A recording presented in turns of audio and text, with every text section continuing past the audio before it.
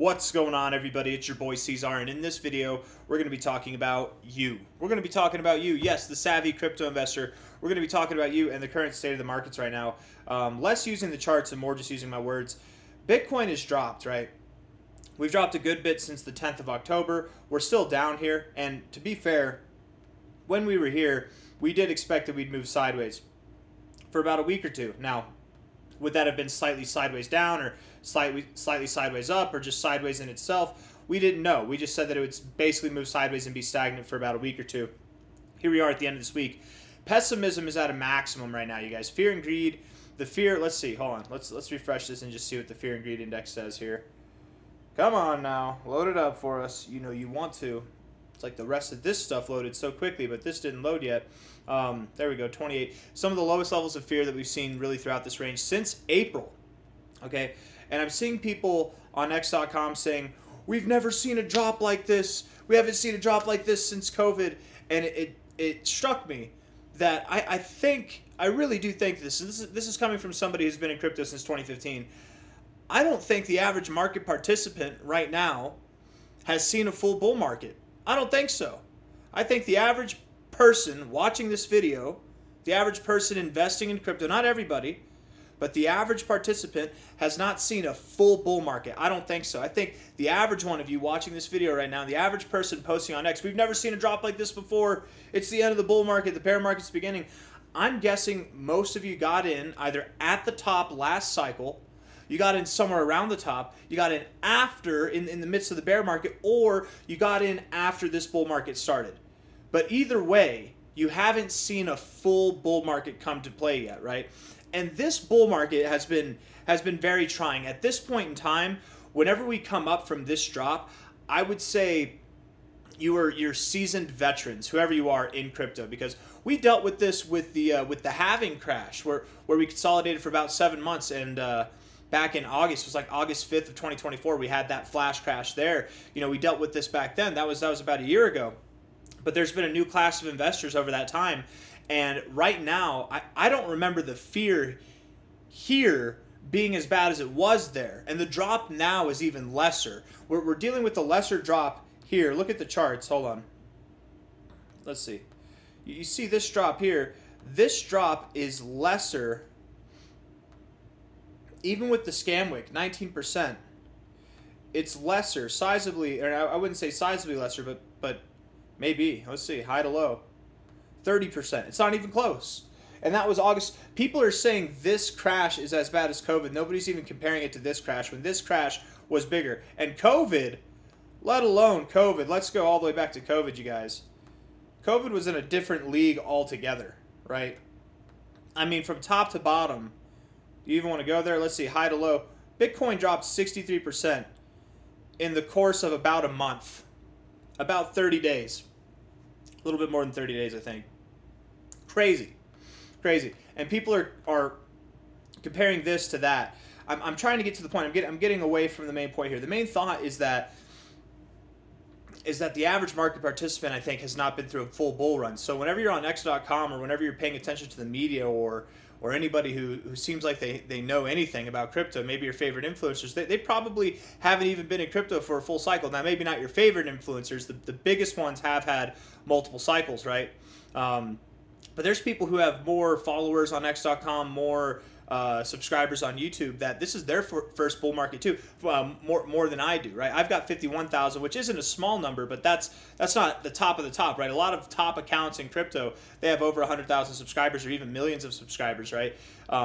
There are top accounts with twice, 3 times, 4 times the subs that I do, bigger followings on X.com, which isn't that hard to do, that they're in their first cycle and they're influencing people. And what I'm trying to say here is that we are at the end of this drop here, right? This is my 3rd cycle.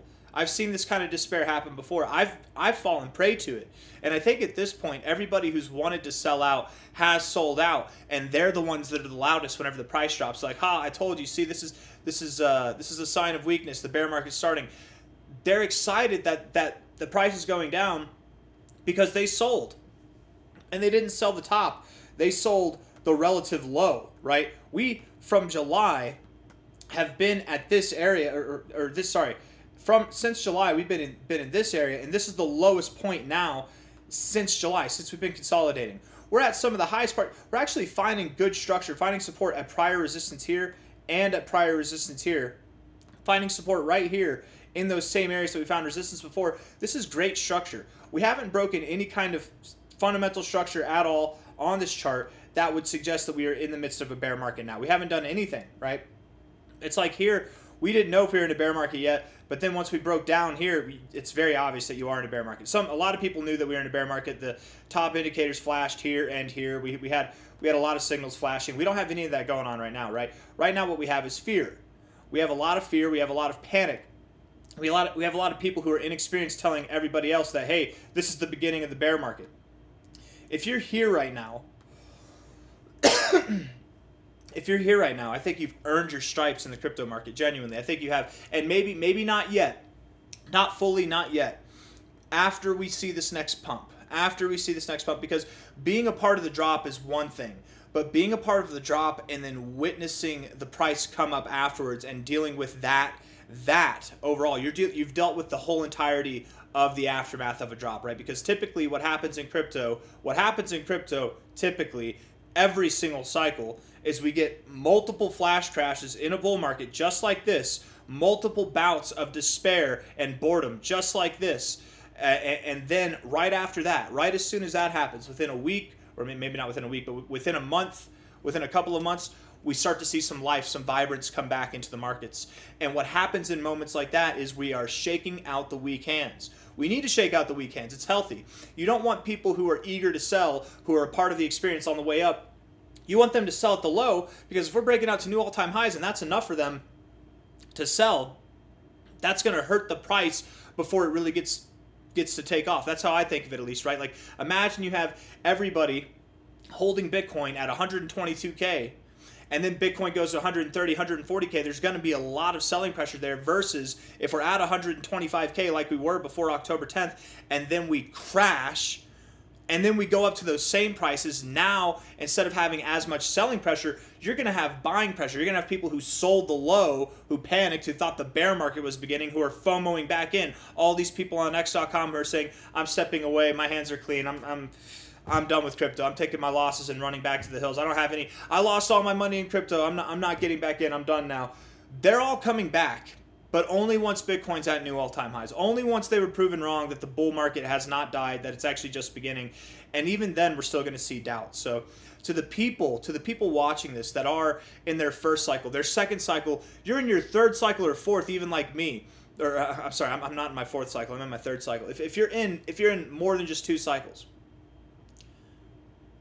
congratulations for still being here in the midst of all this disparity, right? This desperation in the markets right now, it's going to cause a lot of people to lose money, unfortunately. They're on the wrong side of the ball. If you're holding crypto, if you're invested right now, if you're allocated in the markets and you're not getting scared, you're not panic selling because some random account on X who doesn't know any better is eating the fear, is buying the FUD, is checking the crypto news on Google and looking at all the negative news that's come out now. Out of this whole time for Bitcoin that we've been up in this area, you guys, the news has never been, isn't it a little coincidental that the news was super positive up here, but the news is super negative down here, right? The news is super positive up here, the news is super negative down here. Isn't it funny how that happens, right?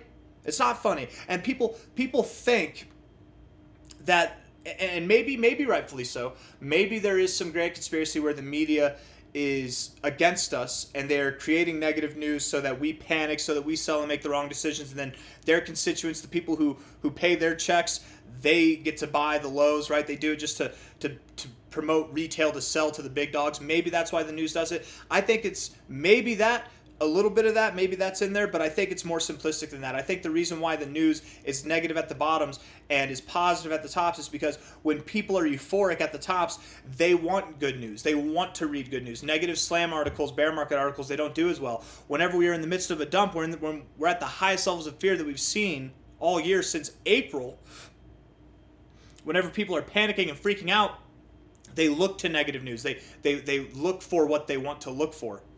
So at the end of the day, the news is not there to help you. It's there to engage you. It's there to reinforce a state of thought that you already have. They're there to give you that little nudge to FOMO in at the top, or that little nudge to sell the bottom, right? They're there to do that. Maybe that's why they're doing it, or maybe they're just doing it for engagement so that their ratings go up so that they make more money. Whatever it is, they're not loyal to the cause. I'm bullish. I don't care if we're down or up or whatever. We've been bullish nonstop in crypto. Haven't once thought that the bull market was over, that the bear market has begun since 2023, right?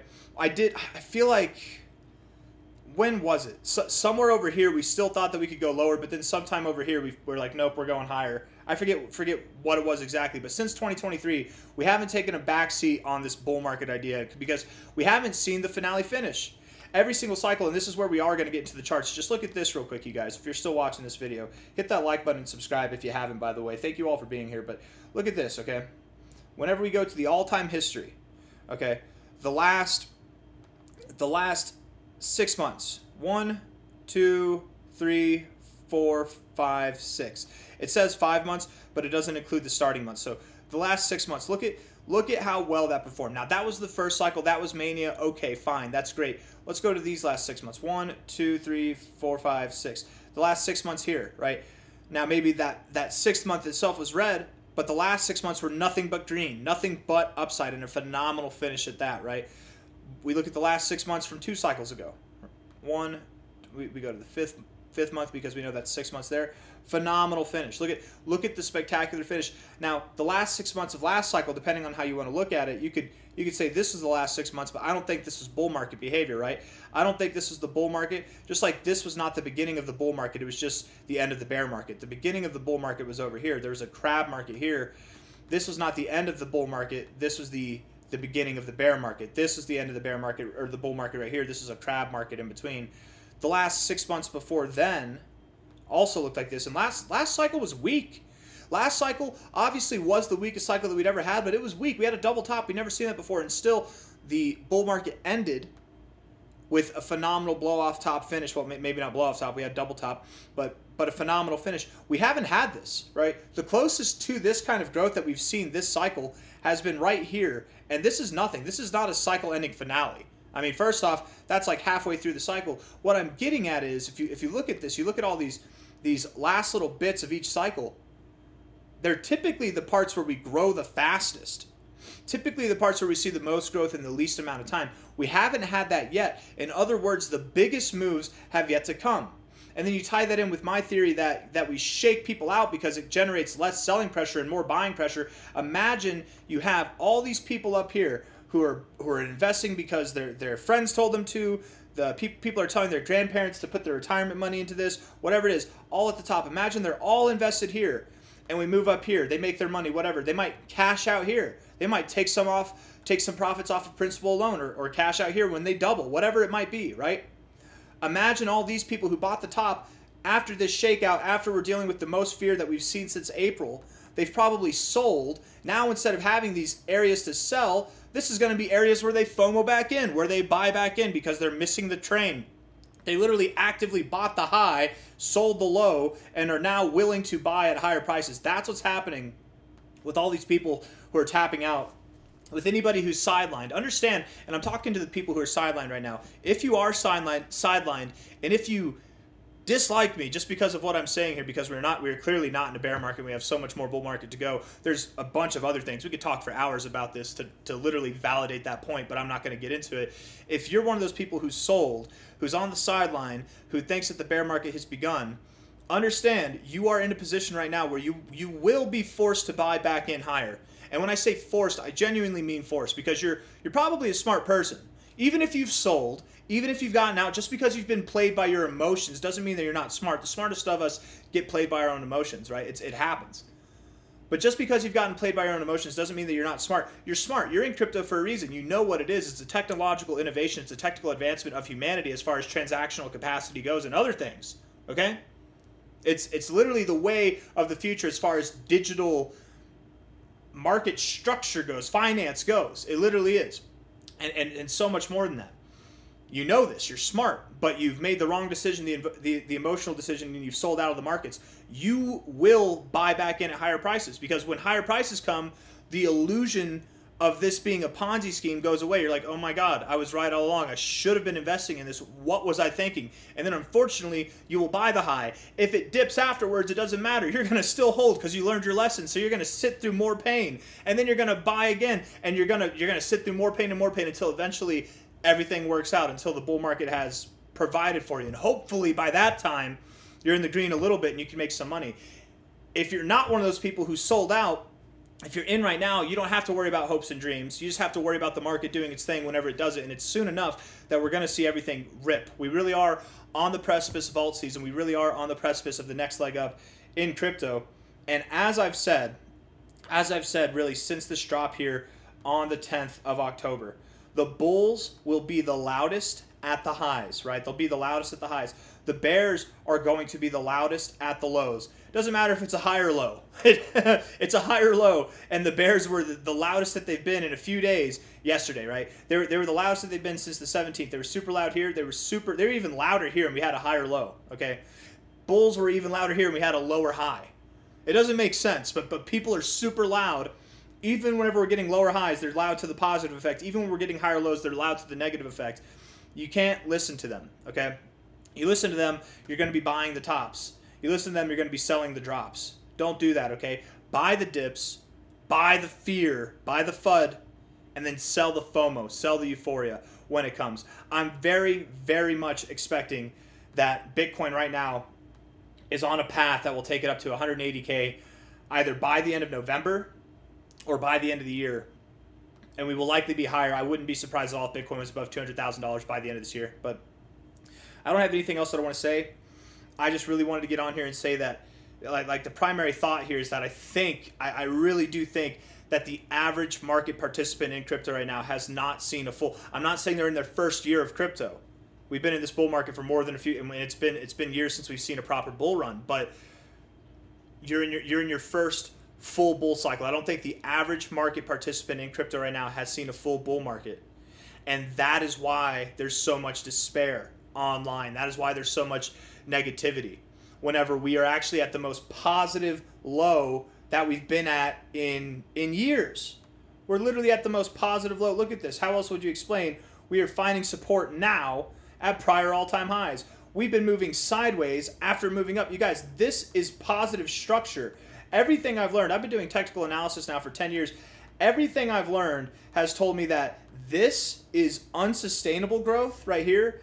This is unsustainable growth. It's parabolic. It can't last. Whenever the crash comes, it's going to be intense. It's going to be a blow off top. This is unsustainable growth. Everything I've learned from the fundamentals of technical analysis has been that that is unstable growth. And that this stair stepping where you move up and then you move sideways, and then you move up and then you move sideways, and you move up and then you move sideways, and you move up and you move sideways. This, I've heard, is sustainable growth, right? This is what I've learned. Unsustainable growth, sustainable growth. So all the people who are basing this cycle off of a 4-year cycle, I think, and a lot of people say that this invalidates the 4-year cycle because now we are going, this bull market is longer than anything else. It will likely be longer than any cycle we've seen before, especially as it revolves around the halving in the 4-year cycle. But even 4-year cycles, I'm not completely convinced the 4-year cycle goes away. Even 4-year cycles can have left translated or right translated cycles. We are probably right now, being in the institutional investment cycle, we're probably in a right translated cycle. Right translated cycle means that you have a cycle, as long as it typically lasts, it's now going to last a little bit longer. It's going to be further to the right. It's going to be longer lasted, right? Back here, remember when everybody's saying it's going to be a left translated cycle, the bull market would end further to the left. We wouldn't even make it to the end of 2025 before finding our high, right? We'd find our high, well, some people were saying by the end of 2024. You know, that theory went out the window. We got on board with left translated cycle, but nobody's on board with the right translated cycle, which is actually more common. It's more common for a bull market to see a right translated cycle. It's more common for a bull market to continue its trend longer when you have sustainable growth patterns. Stair stepping, not chaotic, euphoric, blow off top mania craze. We will get there. We will get there. But we haven't been there yet. Not even close. The closest we had was this, and it's not even close. Okay? Again, everything I've learned is that This is unsustainable growth, what we've seen before, but this is sustainable growth. People are wondering why the cycle is lasting longer, or they can't fathom that the cycle will last longer than 4 years, or based off the halving, right? You've got people who can't imagine this, but it's like, look at this. It is clearly different than we have never seen this many periods where we consolidated for over a quarter of a year in a bull market. We've never seen this. One or two, but we've got 1, 2, 3, 4. It's never happened before. We've never seen this many. And that will only promote longevity, not diminish it. Does that make sense? So again, if you're here, if you're holding through the fear, if you haven't sold and you're buying more, you're buying the dip, congratulations. If you're holding the dip, congratulations. You will be a part of the graduating class of 2025 of crypto investors who have sat through their real first bout of fear and despair in the markets, and you are tested on your own conviction levels, on your own levels of conviction, integrity, faith, belief in the markets. And if you're not one of those people, that's okay. Guess what? You're going to graduate too. Even if you're not holding, even if you didn't buy the dip and you sold the dip, even if you made the wrong decision, you're going to graduate too. It's just some people are going to graduate with A pluses, pseudo cum laude, right? Some people are going to graduate with D's and C's. D's get degrees, people. D's and C's pass. But no. You're going to graduate still, one way or another. People are going to learn their lessons, but some people will just come out on top and some people will come out on bottom. But you learn your lesson, you carry that forward, and then during the next bull market, during the next opportunity, here's another thing too I'll leave you with, is that a lot of people are selling. They're panicking because they think that they had this opportunity and they messed it up and they don't want to mess it up again. You guys, there's always going to be new opportunities. Don't think so short-sighted, right? We have an abundance of opportunities every day, let alone every week, let alone every year, and there will be, just so you know, there will be years more of existence on this planet, decades, centuries, millennia, right, of existence on this planet. There's going to be an abundance of opportunities between today and the day that you die, let alone between today and tomorrow. There's going to be an abundance of opportunities, okay?